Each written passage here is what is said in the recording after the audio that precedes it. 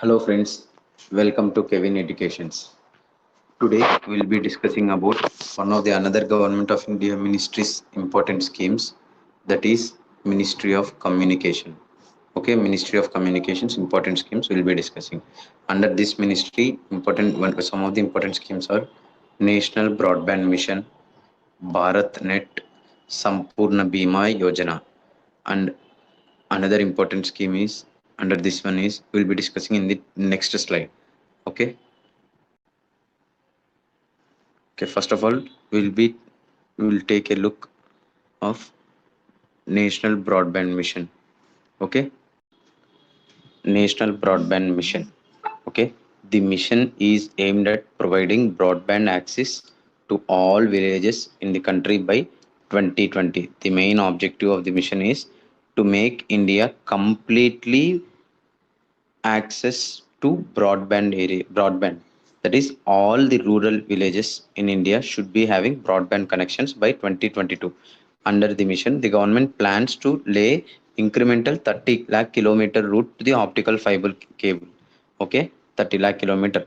Next, the center will work with state and UTs for having consistent policies pertaining to expansion of digital infrastructure, including for right of way approvals required for laying optical fibers. This entire point simply means central government will assist and help state governments and UTs in order to promote broadband access, that is in order to lay optical fiber cables in their respective states, and also in policy measure in policy terms also.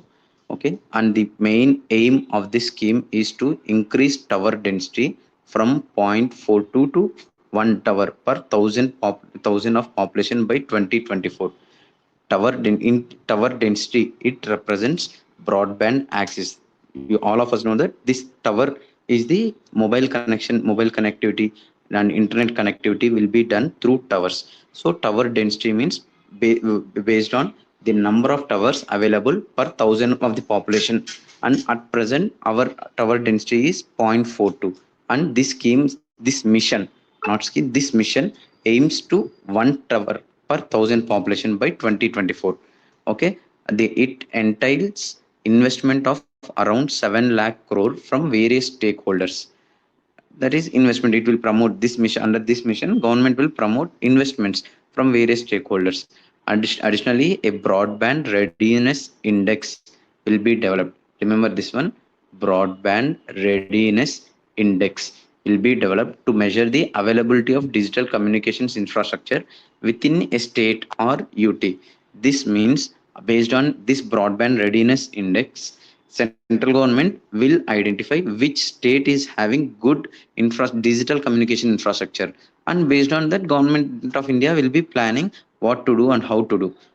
Okay, and it also promotes competitiveness among the states and within the state.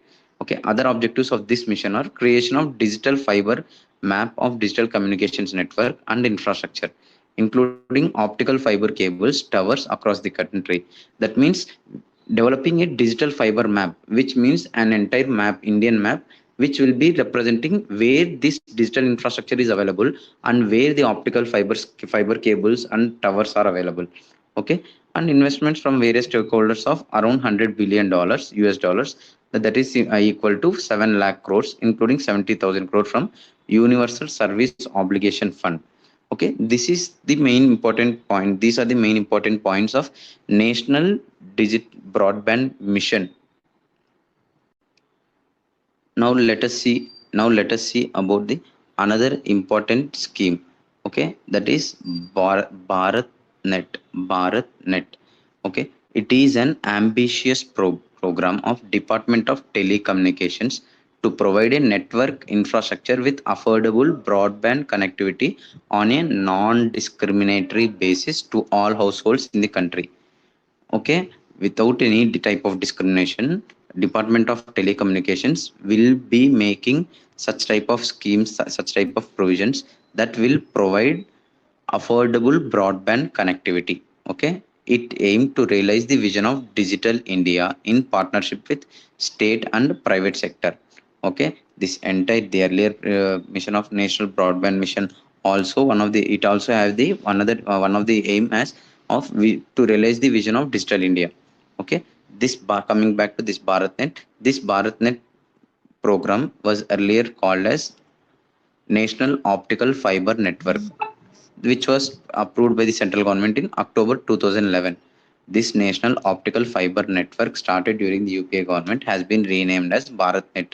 Okay, under this BharatNet scheme this particular scheme will be implemented in three phases. Okay, under the first phase, by 2017, 1 lakh gram panchayats will be provided with broadband connectivity. By 2019, 2 lakh gram panchayats, and by 2023, providing state of art network using fibers between districts and blocks will be reduced redundancy by 2030. Okay, providing state of art network using fibers between digital districts and blocks with reduced redundancy by 2023. That means under first and second phases, complete gram panchayats will be digitalized. That is, broadband connectivity will be provided. By 2023, redundancy will be reduced. Okay, these are the aims, these are the phases of BharatNet program. And the implementation of this particular scheme will be done by state agencies, private companies, and central PSUs. Remember this, it includes state agencies, that means PSUs, and it includes private companies also. Okay, state PSUs, central PSUs, and private companies. Okay, okay.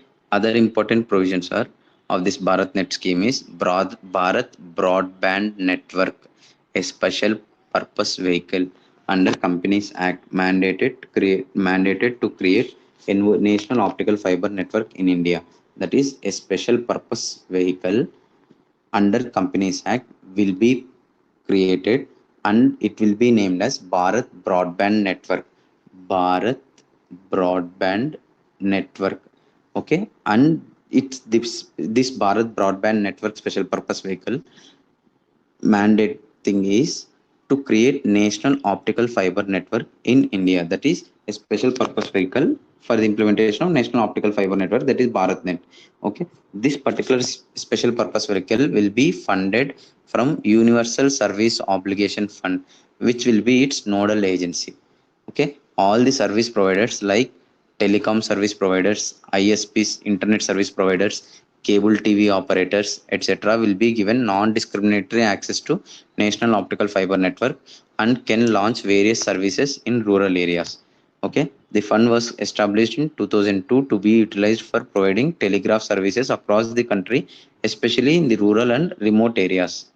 Okay, and remember here, Universal Service Obligation is a fund. Bharat Broadband Network is a special purpose vehicle. Okay, under these two things, various telecom service TSPs and ISPs and cable TV operators will be given non-discriminatory access. Okay, and this fund will be receiving funds from Universal Service Lay of 5% charge from all the telecom operators on their gross revenue. That means 5% universal service levy, that is 5% of a type of tax or charges will be levied on Airtel, Jio, BSNL, Idea, Vodafone, etc. And that particular levy will be raised to fund for the purpose of Universal Service Obligation Fund.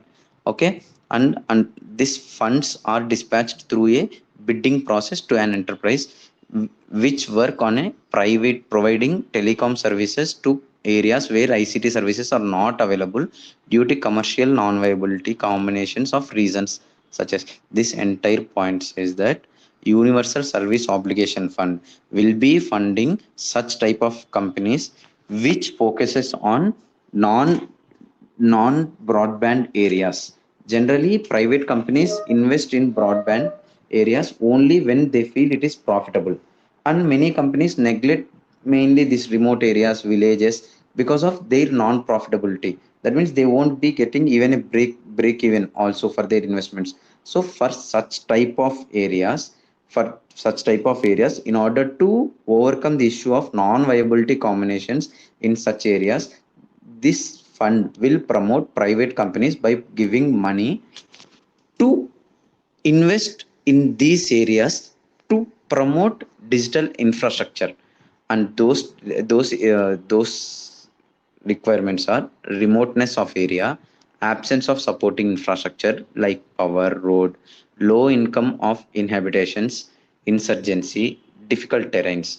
These are non-viability a commercial areas. That is, commercial companies won't be focusing on such areas because of these issues.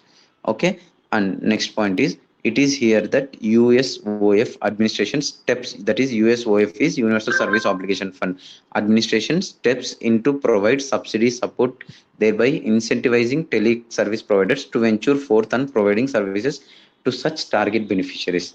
That is the same entire point which I have explained. Okay, the aim is the next another important scheme is Sampurn Bima Gram Yojana. Sampurn Bima Gram Yojana. The main aim of this Sampurn Bima Gram Yojana is to give rural people affordable life insurance scheme. Under this scheme, at least one village having a minimum of 100 households will be identified in each district and provide with a minimum of one rural postal life insurance policy for each households. You may get confused that what is the use. Here we are discussing about schemes under Ministry of Communication, and why I have mentioned about this life insurance schemes. Here the matter is, this life insurance scheme will be implemented through rural postal life insurance policies, that is postal department. This postal department comes under Ministry of Communication. Okay, so that's why I'm discussing this Sampurna Bima Gram Yojana scheme here under this ministry. Okay, coverage, and this scheme goes like this: coverage of all households in the identified village is a primary objective of this scheme. Okay, all villages under Sansad Adarsh Gram Yojana will be brought under its ambit. All villages under Sansad Adarsh Gram Yojana will be brought under its ambit. Okay, this is Sampur Bima Gram Yojana. Another important scheme is Deen Dayal Sparsh Yojana. Deen Dayal Sparsh Yojana. Okay, here Sparsh stands for Scholarship for Promotion of Aptitude and Research in Stamps as a Hobby. Okay, philately is a term. Okay, remember this term. I will explain it. Okay, this Deen Dayal Sparsh Yojana. It is a scholarship scheme that is to promote philately hobby. Okay, in childhood you might have heard about this philately. Philately means it is a hobby of collecting stamps and doing research on stamps. Okay, this particular scheme promotes that hobby. Okay, to having a good academic record and pursuing philately as a hobby. Okay, the selection would be based on evaluation of project work on philately and performance in philately quiz conducted by circles. Okay, Deen Dayal Sparsh Yojana, that is Deen Dayal Sparsh Yojana. And next another important scheme is Darpan. Okay, Darpan stands for Digital Advancement of Rural Post Offices for a New India. Okay, digital advancement of rural post offices for a new India. Its aim is to realizing financial inclusion of unbanked rural population.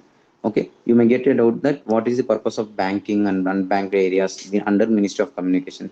Already I told you that postal department comes under Ministry of Communication, and postal department, this post offices in India, almost each and every habitation, almost each and every habitation has this post offices. That each and every village almost has a post office. Okay, by using such type of infrastructure, we can promote banking services in rural areas, in grassroots rural areas. For that purpose, this Darpan, Digital Advancement of Rural Post Office for a New India, has been initiated. The project shall increase the rural reach of Department of Post and enable branch post offices to increase traffic of financial remittances, savings accounts, rural post office life insurance, and cash certificates, etc.